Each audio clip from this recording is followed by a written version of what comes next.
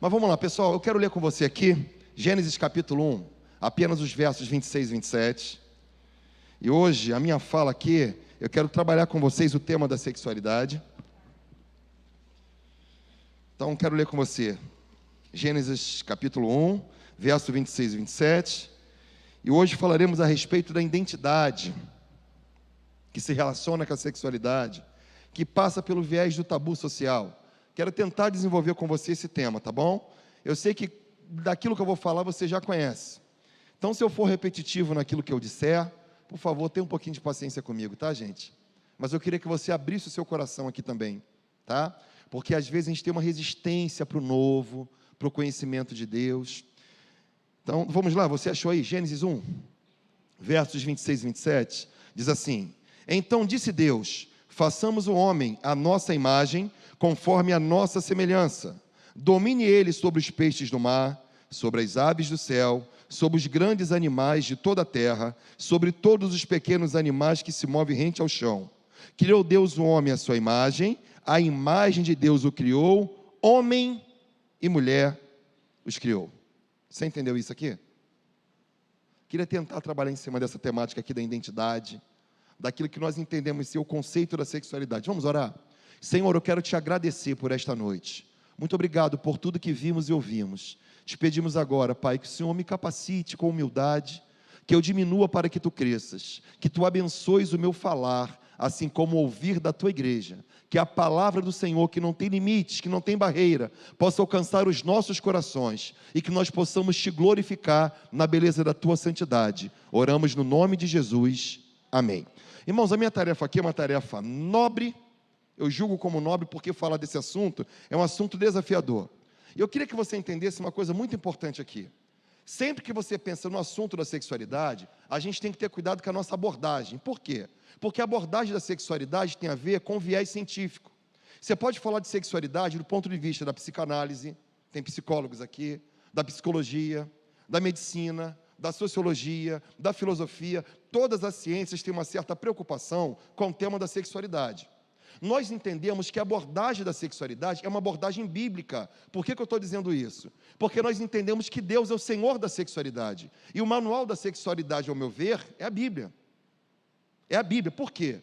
Porque nós entendemos que foi Deus como Criador que constituiu você como pessoa. Nós somos integrais. Cada um de nós é uma pessoa. E ser uma pessoa, somos indivisíveis. Não se divide o ser humano. Você é um ser integral. Paulo vai dizer para nós, em Tessalonicenses, capítulo 5, que você tem que manter irrepreensível corpo, alma e espírito. Então, sempre que a gente fala do tema da sexualidade, eu acredito que tem que ter uma certa preocupação da gente entender que a sexualidade se relaciona com a nossa identidade. Por que você tem uma identidade? Porque você não veio do nada. Nós somos a imagem e semelhança de Deus. Lemos um texto aqui de Gênesis, muito importante, porque o texto diz que Deus fez o homem à sua imagem e à sua semelhança, homem e mulher os criou. Então nós temos uma identidade, nós somos a semelhança de Deus. E essa semelhança não fala daquilo que você é fisicamente, né? Você pensa assim, pastor, Deus tem boca? Isso a gente chama de antropomorfismo. Nós atribuímos formas humanas a Deus. Mas, na verdade, a imagem e semelhança de Deus fala que Deus fez você e eu afetivos. Por quê? Porque temos a capacidade de amar e sermos amados. Somos intelectivos porque você pensa. Nós somos os únicos seres da face da terra que temos a consciência da morte. Mas nós somos volitivos porque você tem vontade própria. Essas características que Deus coloca em você faz com que a gente se assemelhe com essa imagem e semelhança divina. Então, queria responder para você aqui algumas perguntas. A primeira, o que é sexualidade? Vamos começar por isso aqui. Porque para a gente poder entender o que é sexualidade, aliás, definir sexualidade é uma coisa muito complicada. O máximo que a gente faz é tentar conceituar daquilo que nós entendemos ser sexualidade. Para ajudar vocês, eu botei aqui uma definição ou um conceito de um livrinho que é fininho. Eu tenho esse livro. O tema do livro é: o que é mesmo a sexualidade? Se você puder, compre, custa baratinho. O autor vai dizer que sexualidade é a energia vital que sustenta a interação entre todos os elementos vivos que formam o universo. Isso aqui é um conceito. Então, o autor vai dizer que sexualidade é o quê? Energia vital que sustenta a interação entre os seres vivos, os elementos vivos que formam o universo. Bom, o que é isso na prática? Nós entendemos que a sexualidade tem a ver com tudo aquilo que você faz. Sexualidade fala das nossas relações. Sexualidade fala do modo como a gente expressa a nossa personalidade, como a gente expressa os nossos afetos. Porque geralmente, nós confundimos o sexo com a sexualidade. Nós entendemos cientificamente que sexualidade é um universo que tem a ver com tudo que você é, inclusive com a sua identidade. Sexo é o que a gente vai chamar de conjunção carnal, mais precisamente pênis e vagina, que é o nome científico dos órgãos sexuais. E eu queria conceituar isso com você, porque geralmente nós somos educados de uma forma muito inadequada. Por conta disso, expressamos a nossa sexualidade de uma forma ou engessada, ou a gente vai para o lado da libertinagem, por conta de uma coisa importante, irmãos, o conhecimento da verdade. Jesus falou que se você conhecer a verdade liberta, mas a mentira deforma o nosso caráter. Então, quando nós pensamos nesse conceito de sexualidade, nós pensamos naquilo que somos. Por isso que nós entendemos que a sexualidade tem, assim, um tema importante. Tem a ver com tudo aquilo que você faz. O que se relaciona com a sexualidade? Primeiro, vida profissional. A sua profissão tem a ver com a sua sexualidade. É o modo como você se expressa.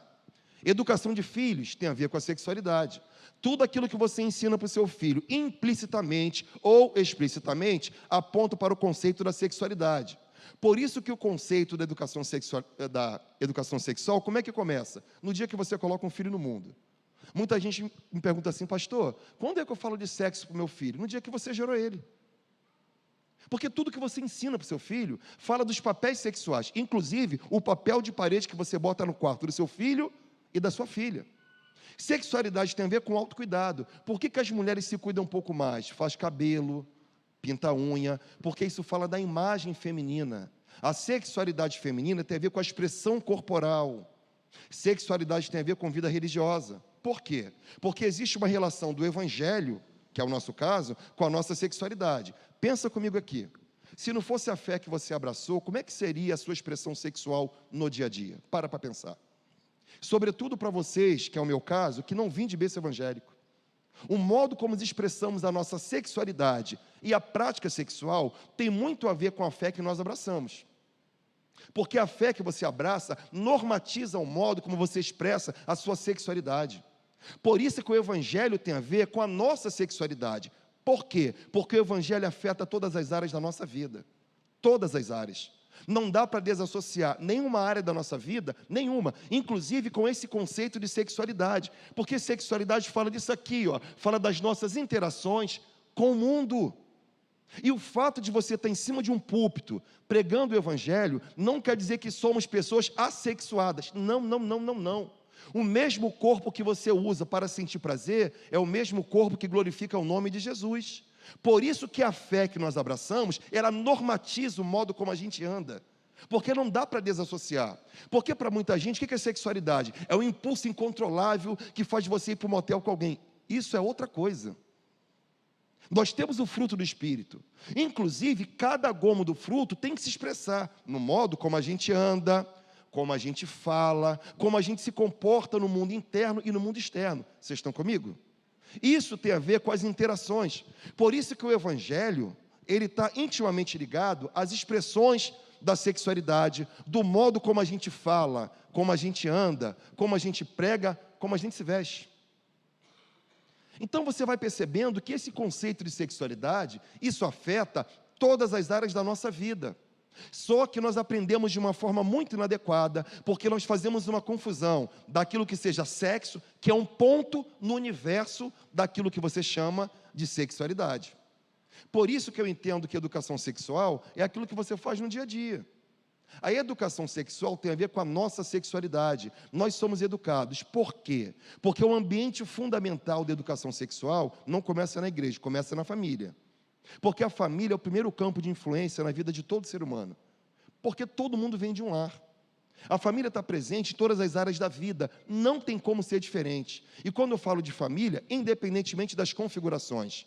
Porque hoje o conceito da configuração familiar, ela é múltipla.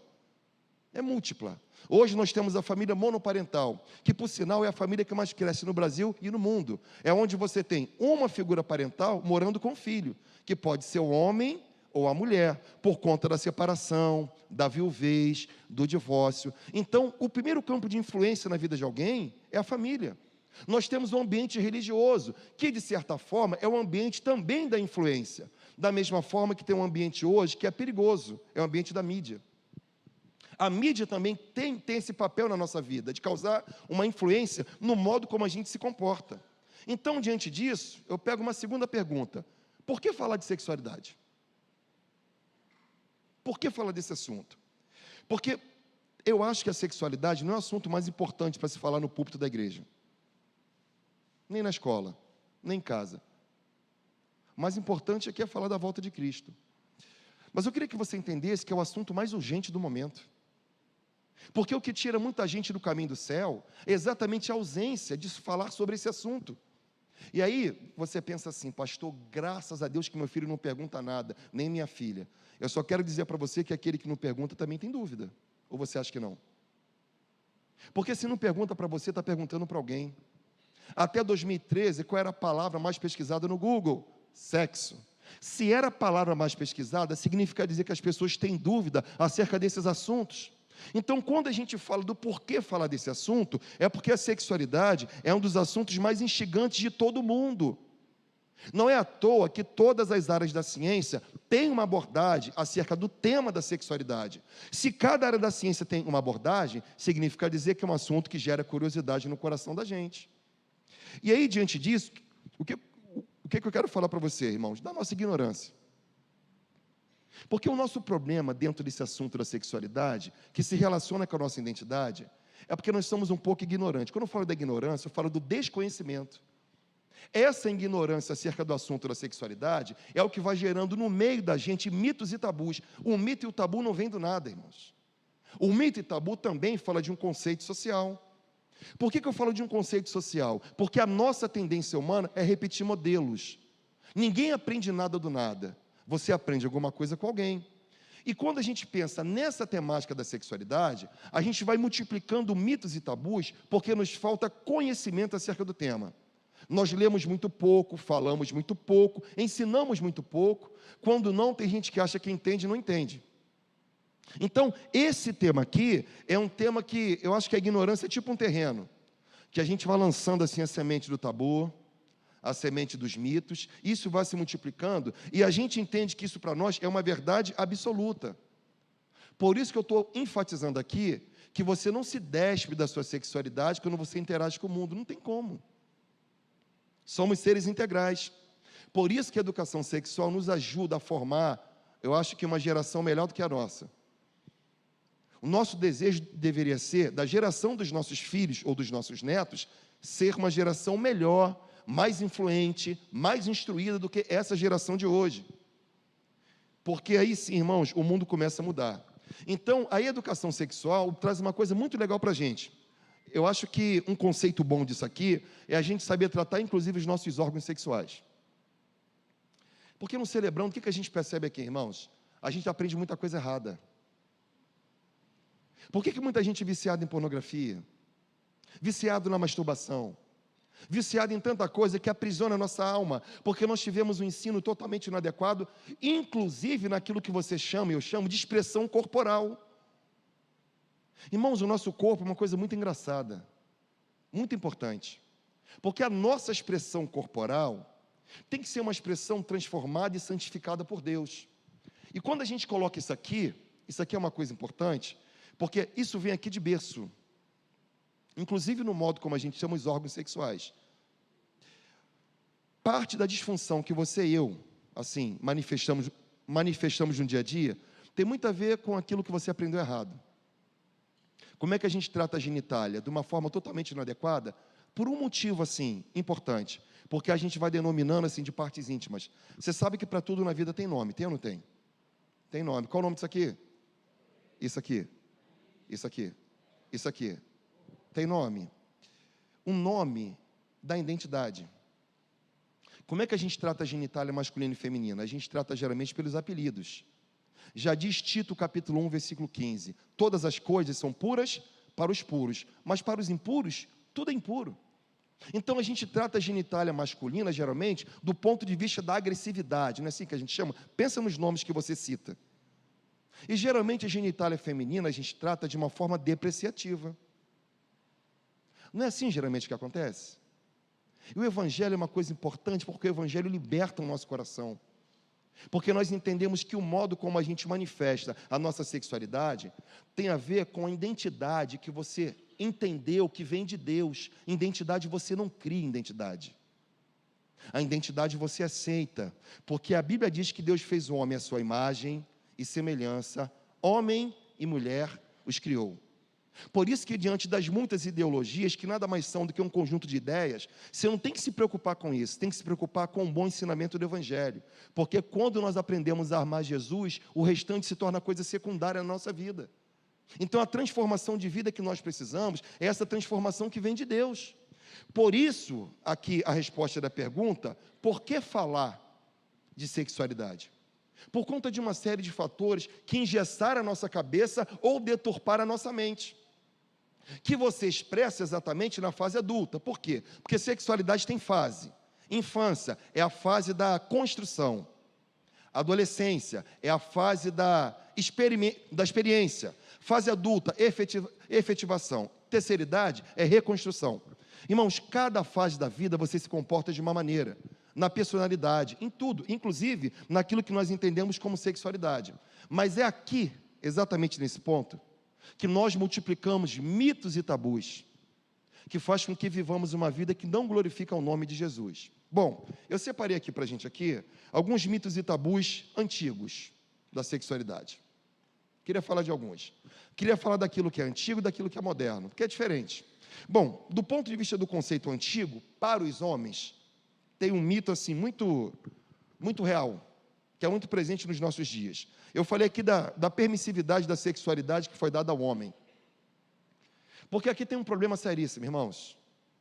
Há muitos anos atrás, a permissividade daquilo que a gente entende como pecado era dado para o homem. Como é que funcionava isso aqui? Pensa comigo aqui. Homem que fala palavrão é macho. E se a mulher xingar palavrão, o que que é? O que que é? Digamos que eu tivesse aqui, estou te dando um exemplo, se eu tivesse um preservativo na minha carteira, você ia falar assim, cara, esse cara é pegador, não é isso? E se uma moça tivesse um preservativo na bolsa, de que a gente chamaria? Pensa aí no nome. Se o caderno do menino tiver a orelha, tiver rasgado, é normal. E se o caderno da moça tiver a orelha, tiver rasgado, a gente chama de quê? Parece um couro relaxado, né? Então, xingar palavrão, cometer adultério, inclusive o conceito do adulterar, era um conceito muito propagado e afirmado na figura masculina. A começar de muitas mães que educaram errado os seus filhos. Porque a gente pensava que toda a permissividade daquilo que tinha a ver com sexo, com sexualidade, sempre foi promulgada e afirmada na vida do homem. Não é à toa que toda sexualidade masculina se constitui debaixo da negação. Por isso que a gente percebe, no Celebrando a Vida e na vida como um todo, que os homens sofrem mais do que as mulheres. Por que o homem se suicida mais? Por que o homem vive em média 7 anos a menos do que a mulher? Por que o homem infarta mais? Por isso. Porque dentro da construção da identidade, nós aprendemos que homem que é homem não chora. Não é assim? Homem que é homem não pode expressar sentimentos. A gente só se esqueceu que a pessoa que mais te conhece é a pessoa que mais te ama. É Deus. Deus sabe das suas fragilidades e dos medos que você tem. Só que dentro desse conceito aqui, a gente foi dando toda a permissividade para o homem, dizendo que o homem pode fazer isso e fazer aquilo. É um conceito antigo, que talvez hoje tenha um conceito mais igualitário. É o extremo oposto disso. E diante disso, a gente foi construindo a nossa identidade. É o acesso à revista Playboy, o pessoal da década de 80 e de 90 deve lembrar disso. Aquele calendário que se colocava dentro da carteira. Fita cassete de pornografia. Você vai percebendo que esses conceitos antigos, por mais que tenha diminuído, mas ainda é uma coisa muito presente na vida de muita gente. E isso tem a ver com a constituição da nossa identidade. Eu não estou dizendo que isso por si só firma a sua identidade. Isso causa influência, porque quem firma identidade é Deus. Nós negamos a identidade divina, mas é Deus que estabelece a identidade na nossa vida. Mas diante de tudo isso aqui, Nós temos uma geração que aprendeu errado. Quantos pais que levaram o filho no prostíbulo, com medo do filho, de repente, se descambar para um lado que gerava insegurança? E diante disso, talvez você que está me ouvindo aqui, você também passou por isso. E talvez essa foi a maneira que você educou seu filho ao longo do tempo. Talvez tenha sido essa a sua realidade. Por quê? Porque são mitos e tabus que ajudaram a influenciar a sua identidade enquanto pessoa, que influencia diretamente a sua sexualidade. Não era assim antigamente? Por isso que o homem aprendeu que todo contato físico com uma mulher levava ao sexo. Isso é um mito, isso é um tabu. Agora nós temos os mitos e tabus femininos, das mulheres, os mitos antigos. Primeiro, sexualidade feminina sempre buscou o corpo perfeito. Não é assim? Você pensa que você aprende assim do nada, passar batom, colocar brinco, fazer cabelo? Tem a ver com a sua autoimagem. Por que muitas mulheres tentam ser a Gisele Bündchen e não conseguem? Por conta de um problema, irmãos, que tem a ver com a nossa identidade. A autoestima está lá embaixo. Isso tem a ver com as coisas inconscientes que a gente reproduz ao longo da vida. Homens e mulheres. Pessoal aqui da década de 80, finalzinho ali, 90, eu lembro muito bem, o camarada comprava um Chevette, rebaixava, colocava vidro fumê, um sonzão. Quem lembra disso aqui? Porque isso é um modo do cara se tornar atraente para as fêmeas. Eu ouvi muito na minha infância assim, porque fulana é Maria Gasolina. Tem uma explicação científica. Porque a mulher, quando se relaciona com o homem, inconscientemente ela pensa na prole. Inconscientemente está pensando na prole. Pensa no sustento dos filhos de um modo inconsciente. Irmãos, isso tudo tem a ver com a nossa sexualidade, com a nossa identidade, inclusive com esse inconsciente coletivo. Foi o modo como nós aprendemos. E eu vejo que muitas mulheres sofrem caladas a consequência de uma cruel realidade desse mundo moderno. Por que muitas mulheres sofrem caladas? Porque você não é a Gisele Bündchen, você é o que você é. Você precisa entender que Deus constituiu você da forma que você é. Mas a sexualidade, esse tabu antigo, vai mostrar para a gente que você tem que ser uma mulher perfeita. E aí a gente aplica coisa aqui, aplica coisa lá. Eu também não estou julgando não. Você sabe que o Brasil é o primeiro país do mundo em cirurgia estética? É o país do mundo que mais faz cirurgia estética em homens e mulheres. Do mundo. Irmãos, tem alguma explicação nisso aqui. Porque o nosso conceito de autoimagem, sobretudo no campo feminino, é uma coisa muito depreciada. E às vezes você está vivendo assim, o peso dessa crueldade, daquilo que te ensinaram de uma forma inadequada. O seu cabelo foi Deus que fez. Seus olhos foi Deus que fez. Sua orelha, sua boca, você é uma bênção da forma que você é. Se de um lado esse mito e tabu antigo do homem, como tinha que ser o macho, por outro lado você vê muitas mulheres que se renderam diante dessa ditadura da beleza, e você não consegue atingir aquilo que você quer, e talvez não vai conseguir. E só para lembrar para você que nós somos cadáveres adiados, porque cadáver significa carne dada aos vermes. O homem é um cadáver adiado, a gente não morreu hoje. Se pode, deve se arrumar, isso é de Deus. Lembra da rainha Esther, né? Que chegou perfumada e cheirosa diante do rei, e Deus abençoou. O que eu estou dizendo para você é que você não pode entrar por esse caminho de entender que você é menos do que a pessoa que está do seu lado. Você é uma bênção. Amém? Você é uma bênção? É, mas isso é um mito e tabu. Não é à toa que você vê muitas meninas que sofrem de anorexia, come, vomita, que não se alimenta. Quantas pessoas que morrem, a gente vê o tempo todo isso na televisão, vai fazer cirurgia numa clínica de estética pirata e perde a vida. Então você pode cuidar da sua saúde sim, mas estou só pontuando com você, que você precisa se aceitar corporalmente da forma que você é, buscando sempre melhorar, porque você cuida do templo do Espírito Santo. Mas isso não define a sua identidade.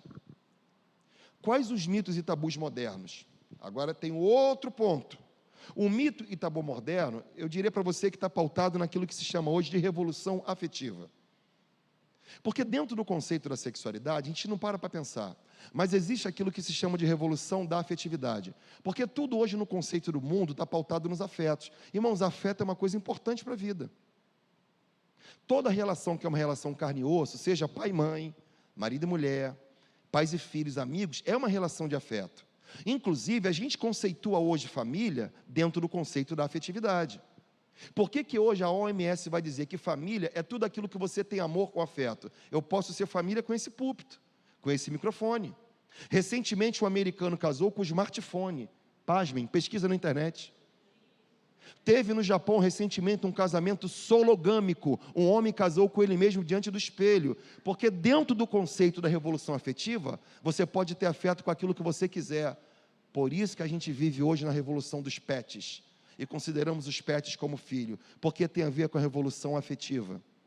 Inclusive o campo da afetividade é um campo onde está pautado o direito. O próprio STF, em 2014, reconheceu os direitos afetivos. Então, esse conceito aqui da revolução afetiva é a coisa mais nova que se tem hoje. Se de um lado a afetividade tem a sua relevância, a gente tem que ter muito cuidado com isso. Tem um artigo de uma socióloga chamada Evan Lewis. Ela escreveu um artigo chamado Afetividade em Tempos Modernos. Muito interessante. Ela aborda muito bem essa temática aqui. E aí você vai ver que a afetividade tem a ver hoje com o mundo dos esportes, com a psicologia, com a religião, com o limite da educação, com a vida empresarial, vida corporativa, inclusive com a vida familiar. Porque a gente vem de um extremo de família, na minha época, uma família hierarquizada. Por que hierarquizada? Tinha a figura do pai, da mãe, do filho, o cachorro vinha depois. Nessa família hierarquizada tinha-se mais respeito, porém pouca afetividade. É muito comum você conversar com uma pessoa que o pai não beijou, não abraçou, porque o pai dizia assim, eu boto comida dentro de casa. É uma forma de demonstração de amor, mas tinha pouco contato e pouco beijo. É isso mesmo. Aí a gente sai desse modelo de família hierarquizado. A gente vem para o modelo mais igualitário. Porque na família mais igualitária está tudo igual.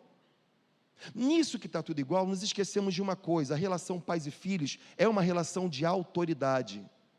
A minha relação em relação às minhas filhas é uma relação parental. Não pode ter igualdade na relação pais e filhos, porque a relação de pais e filhos é relação de autoridade. Como é que você aprende a respeitar uma autoridade constituída? É quando você respeita pai e mãe. Gente, pensa comigo aqui. Tudo que você expressa como sexualidade não é causa, é só sintoma. Sexualidade é sintoma. Quando eu fiz uma pós-graduação, assim, abençoou muito a minha vida, mas eu entendi no final das contas que é só sintoma. Tudo que você expressa na sua identidade sexual, no seu dia a dia, no modo de ser, é sintoma daquilo que você aprende ao longo da vida. Por que eu estou dizendo isso para você? Porque dentro desse modelo de família, a gente se esqueceu que as coisas básicas da família, da vida, é o lar que dá para nós. Onde que nós aprendemos a andar? Você fez curso no Senai? Você aprendeu onde? Em casa? Onde você aprendeu a escovar o dente? Onde você aprendeu a bater o pé com 4 anos e faz com 40? Em casa. A gente aprende em casa. Por isso que essas relações que você vive dentro de casa, irmãos, são importantes. Eu aprendi uma coisa com a Dani Navegante, que tudo que você passa na infância, não fica na infância. Por isso que essa deturpação do que se vive, do conceito da sexualidade, é uma deturpação que muitas vezes é uma reprodução daquilo que a sua casa deu para você. Veja bem, relação marido e mulher é relação da segurança afetiva. Todo filho precisa de um casamento do pai e mãe. Quem são as pessoas mais prejudicadas no divórcio? Pensa comigo. Os filhos, não era para ser. Mas você sabe, irmãos, que quando o casamento é bom, não é perfeito, mas é bom, isso dá sustentabilidade emocional para a vida do filho. Inclusive, vai ser o modo como ele vai se expressar no futuro. Não é uma questão determinista, mas é importante. Relação de pai e mãe é relação do ensino da autoridade. É importante, porque aquilo que eu vivo dentro de casa, eu vou ter que expressar da porta para fora. Eu tenho que respeitar as autoridades eclesiásticas, civis, militares. Eu tenho que respeitar uma autoridade. Quem teve dificuldade com a autoridade do pai e mãe, tem dificuldade de respeitar qualquer outra autoridade do mundo. Agora tem a relação dos irmãos dentro da família, que a gente fala que é a relação dos iguais, é a relação de maior aprendizado. É onde você aprende a negociar, é onde você aprende a competir. Por que competir? Porque você compete no metrô de Irajá às 7 da manhã. Tenta entrar no metrô para você ver. Por isso que essa relação dos irmãos é relação de grande aprendizado. É onde você dá um cascudo, onde você leva um cascudo, mas só tem função na infância. Levou para a fase adulta, perdeu a função. Você vai entendendo a influência da nossa identidade, que você vai recebendo ao longo da vida, que vai causar assim, um peso ou uma leveza no modo como nós manifestamos a nossa sexualidade no dia a dia. Tudo está na família. E quando a gente pensa desse conceito da afetividade, está exatamente aqui, porque dentro dessa revolução afetiva, a gente se esqueceu de uma coisa, irmãos, porque para nós hoje o que é afeto vem em primeiro lugar. O que importa é meu corpo e minhas regras. Pode ser um modo de você pensar. Eu só queria dizer uma coisa para você, a Bíblia não é um livro afetivo, é um livro de moral. Porque para nós, irmãos, aquilo que tem afeto é o que eu quero viver. Pois é, a Bíblia não está preocupada com o meu afeto, a Bíblia fala da minha moral, da minha santidade, da transformação de vida. Porque aquele que me constituiu como pessoa, que me deu identidade, ele estabeleceu o modo de eu andar para que eu tenha uma vida plena e feliz. Eu acho que nós nos esquecemos disso. E aí, irmãos, dentro daquilo que eu estou falando, você percebe que tem muitas pessoas que são escravas dos afetos. E não existe a possibilidade de você viver essa vida sem um Senhor. Tem que ter um Senhor da sua vida. Porque se você foge do governo de Deus, você vive sob o senhorio de outra pessoa. Ah, porque eu sou livre. Não, ninguém é livre, totalmente livre. Isso é uma falácia. Todo ser humano carece de um governo. Essa necessidade está colocada no coração do homem. Ou nós somos missionários, ou somos um campo missionário. Ou Deus governa a minha vida, ou outra pessoa vai governar. Porque o ser humano tem necessidade do governo. É por isso que muitas vezes nós somos escravizados das coisas legítimas. Tem coisas na vida que são legítimas, mas que podem causar escravidão, como a sexualidade, a comida, o entretenimento, porque toda obsessão vira idolatria e nos priva de ver Deus naquilo que Ele criou. Olha que coisa insana, a gente se tornar escravo naquilo que é lícito. Por isso, quando você pensa no conceito de maldição, a gente fala que maldição está ligada a demônio. Também está, mas você pode ser amaldiçoado naquilo que Deus te deu como bênção. Uma bênção mal administrada gera maldição na nossa vida também. Por isso que o conceito da expressão da sexualidade pode ser uma bênção. Como a comida, entretenimento. Vai do modo como você está tratando isso. Porque talvez a gente não parou para pensar que alguém está exercendo senhorio sobre a nossa vida. Olha que dificuldade que você tem hoje de falar de liberdade. Porque se você fala, por exemplo, de responsabilidade e obrigação, parece que você é contra a liberdade. Pois é, a gente se torna escravo. Por que Paulo vai escrever aos Gálatas lá no capítulo 5? Paulo vai dizer, olha só, foi para a liberdade que Cristo vos libertou, não vos metais debaixo do jugo da servidão. Porque Paulo está dizendo que você foi liberto para ser livre, não liberto para ser escravo. E por que Paulo fala no mesmo capítulo das obras da carne? Olha lá, Paulo fala da sexualidade, fala do relacionamento humano e uma coisa importante, idolatria, porque nós estabelecemos o nosso Deus quando a gente está fora daquilo que Deus estabeleceu. Da mesma forma que Paulo fala dos frutos do Espírito. O fruto do Espírito é um modo de você exercer a sua identidade e a sua sexualidade. Por isso que essa revolução afetiva é uma coisa que mexeu com a cabeça de todo mundo. Porque para nós o que vale é aquilo que você tem afeto. Se eu tenho afeto por algo, é por aí que eu vou. Só que o afeto, irmãos, é uma coisa que engana. Porque às vezes em nome do afeto você casa errado. Quando eu falo que casa errado é fora do tempo, da vontade de Deus. Porque quando você tem, por exemplo, um lar que te adoeceu emocionalmente, com a tendência que você pule fora na primeira oportunidade que apareça. E aí você percebe que seu afeto está ferido, suas emoções, seus sentimentos. A gente toma decisões precipitadas.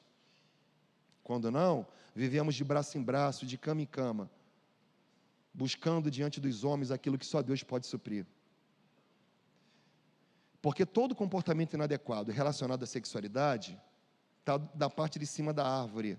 Na parte da raiz existe uma carência que talvez não foi tratada, que pode ter a ver com os nossos traumas, com os abusos, com os vícios, está tudo aí, mas tem a ver com as nossas carências.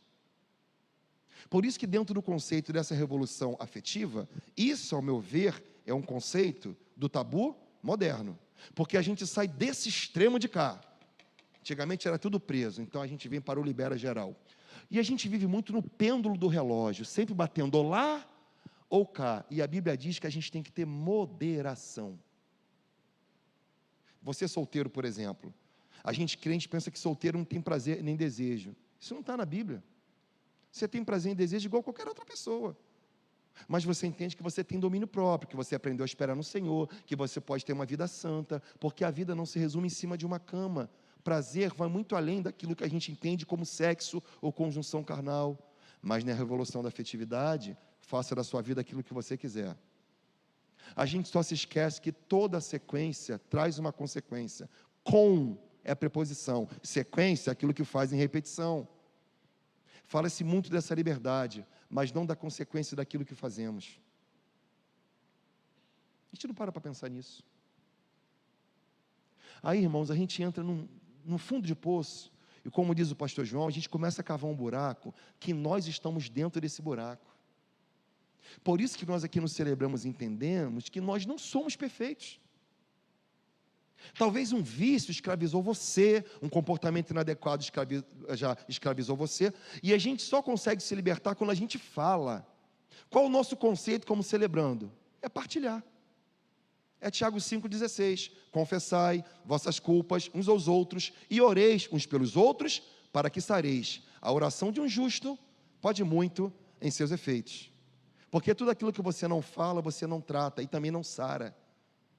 Já diz o salmista no Salmo 32, quando eu me calei, os meus ossos se secaram, e a tua mão pesava noite e dia sobre mim. Não é que a mão de Deus pesa, é porque é sentimento de culpa. Porque no meio dessa revolução afetiva, esse roxo de felicidade, existe uma pessoa oprimida que vive numa solidão, que precisa de Jesus. Então, revolução afetiva é um conceito muito bonito do ponto de vista da teoria, mas que nos escraviza como pessoa. Como pessoa. Porque como pessoa, todo ser humano precisa de regra. Todo ser humano. Aí, eu trago um outro conceito, que é o conceito da construção da identidade. Como é que a gente constrói isso? Porque a grande característica do mundo moderno qual é? É o ideal de personalidade livre e autônoma, como um princípio central da existência. E aqui está o ponto. Porque o que nós entendemos? A nossa autonomia, ela é livre. E você sabe que a autonomia, auto fala do eu, nomos fala de lei. Por isso que você lê na Bíblia Deuteronômio, ou segunda lei. Nós temos uma lei própria. Então, dentro desse conceito aqui, nós temos um conceito de que somos autônomos. É como se nós fôssemos senhores da nossa existência. Esse é o princípio central do pensamento da pós-modernidade. Eu sou dono da minha vida. Então, o homem se caracteriza hoje por ser senhor de si mesmo. Quem manda em mim sou eu. Eu sei as melhores escolhas para a minha vida. Deixa eu falar para você, irmãos, isso aqui é escravidão para a nossa vida. Então, hoje nós rejeitamos tudo aquilo que Deus criou, porque a gente pensa assim, por que eu vou aceitar aquilo que Deus fez, se eu não participei da criação? Irmãos, eu não participei da criação. Eu cheguei no mundo em 79, o mundo já estava criado. Eu não criei a natureza, eu não fiz os mares. Tem alguém aqui que criou a natureza? Você consegue mudar as estações do ano? Porque nós não temos condição, irmãos, de mudar as coisas criadas, o que o Criador estabeleceu. Então, dentro desse princípio aqui, nós temos uma coisa que a gente não para pensar. Por isso, irmãos, que a arte, a cultura, a televisão, a internet, tudo isso vai causando influência na construção da identidade. Eu falei influência, não é que isso é determinismo, não, mas influencia. Por isso que em 1 Coríntios capítulo 15, no verso 33, Paulo vai dizer que as más conversações, o que elas fazem? Corrompem os bons costumes. Tudo isso influencia. E que bom que nós tivéssemos pessoas de Deus na arte, na cultura, na música, na internet, gente crente causando influência, porque o tempo todo nós somos influenciados. Por isso que essa influência causa na sua cabeça que você se vê da forma que você é e da forma que você gostaria de ser. A gente vai usando a nossa imaginação. E isso vai ajudando a construção da identidade. A gente vai se imaginando uma opção de coisa.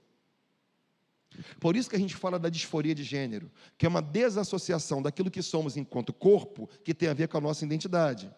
Quem fala isso muito bem é uma psiquiatra da USP chamada, me falhou a memória, Carmita Ábido.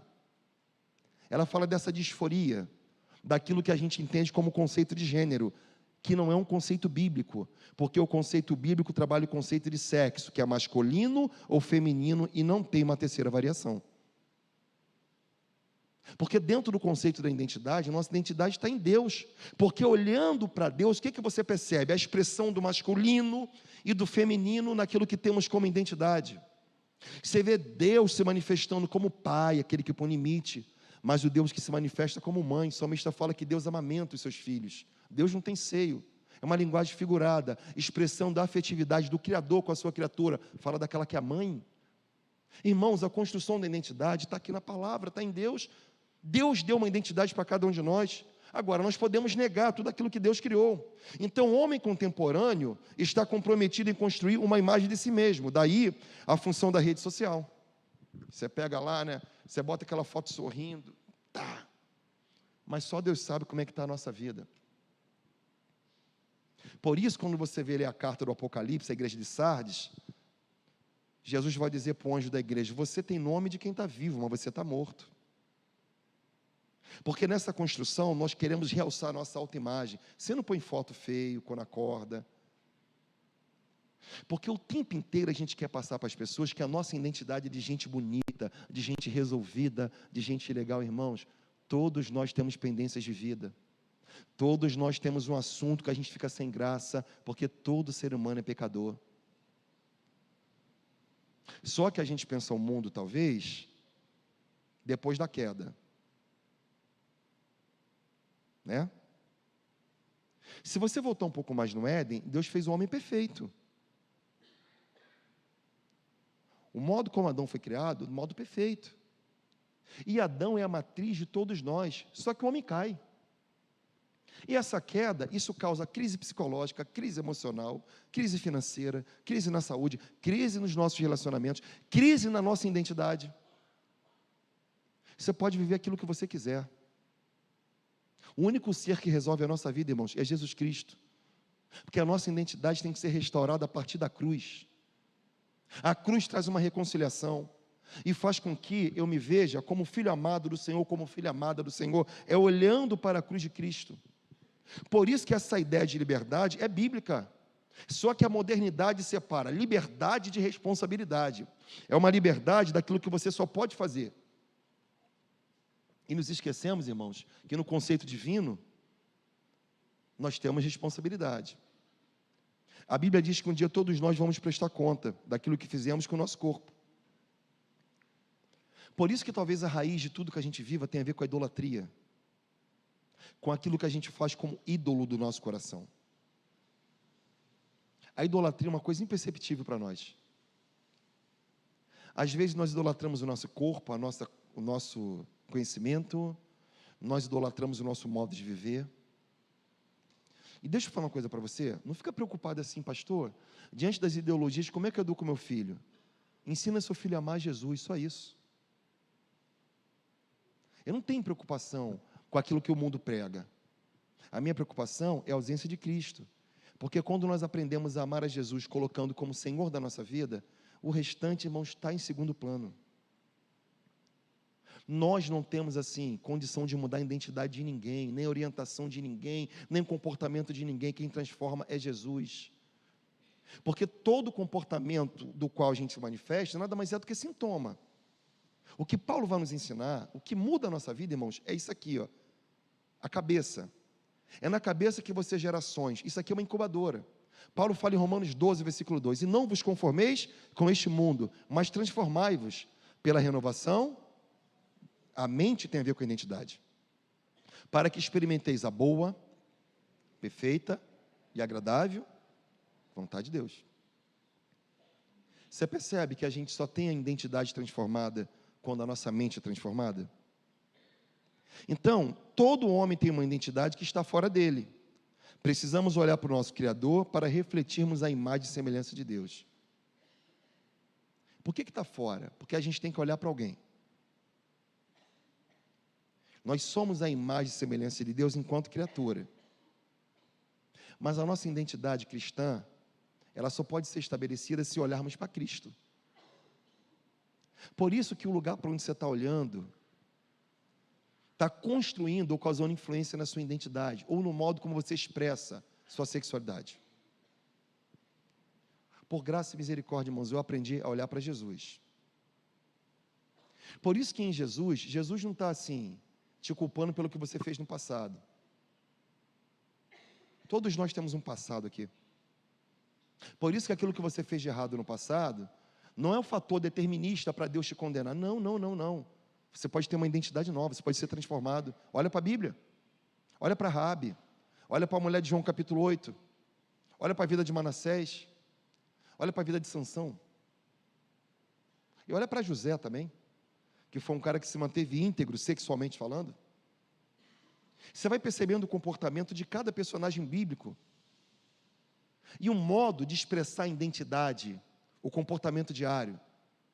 Você percebe que alguns se perderam de Deus, outros se mantiveram íntegros. Mas graças a Deus, irmãos, que a restauração está na cruz. Está na cruz do Calvário. Por isso que você vai perceber em Mateus capítulo 4, uma coisa muito importante, irmãos. Porque o diabo levou Jesus, numa situação de tentação. Quer dizer, o Espírito de Deus levou Jesus para o deserto. Ele foi tentado 40 dias e 40 noites. E o diabo se aproveita da fragilidade dele, como se aproveita da sua fragilidade também. Ele teve fome, teve sede. E ele pergunta assim: se tu és o Filho de Deus, transforma essas pedras em pães. Olha a pergunta: se tu és o Filho de Deus, aonde que ele mexeu? Na identidade. Se tu és o Filho de Deus, lança-te do alto abaixo. Onde é que ele mexeu? Na identidade. Você precisa entender, irmãos, que as tentações da vida e a influência demoníaca é para mudar exatamente a sua identidade. Foi o que aconteceu com Jesus. O diabo quis colocar em xeque. Por isso que eu acho que a gente mistura aquilo que somos com aquilo que fazemos. Aquilo que você faz não é aquilo que você é em essência. Jesus era filho de Deus, isso está em Mateus capítulo 4. Você pega Lucas capítulo 4, fala da missão de Jesus. Ele diz que ele veio para libertar os cativos, para dar vista aos cegos. Isso tem a ver com a missão, que é diferente da essência e identidade. Porque a missão você pode deixar de fazer, mas a identidade você continua tendo. E aí você vai ver, o próprio Jesus foi tentado pelo diabo na sua identidade. Então, do ponto de vista bíblico, não é a nossa sexualidade que define a nossa identidade, mas é a nossa identidade que define a nossa sexualidade. É a sua identidade. O que é identidade? Eu tenho aqui uma habilitação, ainda bem que a minha carteira está aqui. Irmãos, a minha habilitação está Romeu Macedo e Fátima Cunha. Minha filiação. Do ponto de vista do nascimento. Se você tem identidade de habilitação, está aí. Ó. Fala de onde você veio, sua origem. Mas do ponto de vista espiritual, quando eu nasci de novo, irmãos, eu passei a ter uma nova identidade. Daquele que um dia foi e daquele que é hoje, é diferente. Por isso que você tem que entender que se você foi abusado, isso não define a sua identidade. Se você passou por um trauma de infância, isso não define a sua identidade. Se você foi caluniado, se você foi humilhado, se você foi rejeitado, isso não define a sua identidade, isso influencia. O que define a sua identidade é o seu Criador. Por isso que a gente tem que separar influência, ok? De definição. Quem define a minha identidade é Jesus. Pela cruz Ele me transformou num filho de Deus. E talvez você tenha tido uma história tão difícil, de tanta coisa ruim que fizeram com você, de tantos abusos que você sofreu, de tantas covardias, de tanta rejeição, e talvez esse pacote de coisas faça com que você transforme seu corpo numa mera mercadoria. Só que a gente tem que lembrar de uma coisa, irmãos, tem redenção para todo mundo. A redenção da nossa sexualidade está na cruz, porque a cruz redimiu todas as coisas. Por isso que a minha identidade em Cristo, não essa aqui, mas em Cristo, essa aqui me concebeu por uma questão de paternidade e maternidade, que é a função biológica, mas do ponto de vista da identidade divina, foi a palavra, foi a transformação que Cristo derramou sobre mim, operada na cruz do Calvário, quando derramou o seu sangue. Por isso que o que define, é isso aqui, irmãos, a nossa identidade em Cristo, define o modo como a gente se expressa nas muitas relações da vida. Você pensa assim, pastor, como é que eu deixo um vício? Como é que eu largo o adultério? Como é que eu paro de me mutilar? Como é que eu aceito assim o meu corpo da forma que ele é? Quando você passa a amar Jesus. Por isso que Colossenses capítulo 1 fala que Cristo é a imagem exata do Deus invisível. É a imagem exata, é olhando para Cristo, para a pessoa perfeita. Você se sente filho de Deus. E aí você passa a dar um novo significado para a sua história do passado.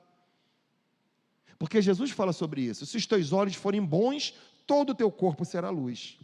Se os teus olhos forem trevas, quão grandes trevas serão.